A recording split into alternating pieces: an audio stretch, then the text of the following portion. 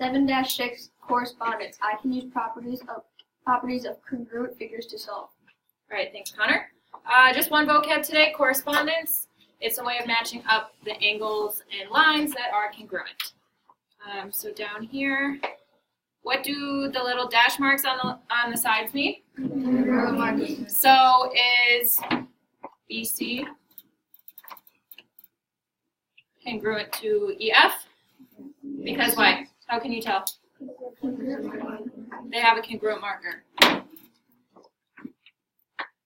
When naming shapes, is it important to match up the letters as well? Yes. Because otherwise, if you don't, then it doesn't show correspondence. Okay?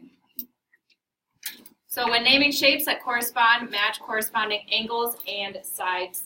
So based on this, we can see that A is congruent to D, B is congruent to E, and C is congruent to F.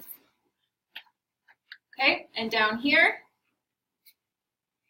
we have quadrilateral VWXY is congruent to quadrilateral JKLM.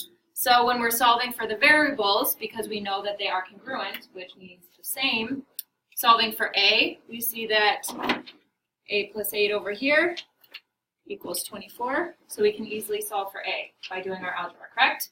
Yeah. And then when solving for B, 6B is equal to 30. And then we have C, 5C degrees is equal to 85 degrees. So then we can just solve easily for our variable. Those were some short notes. Use congruent and corresponding sides and angles to find the missing dimension. So all you have to do is make sure you have the correct correspondence, and then you can solve easily for your variable. Questions? Comments?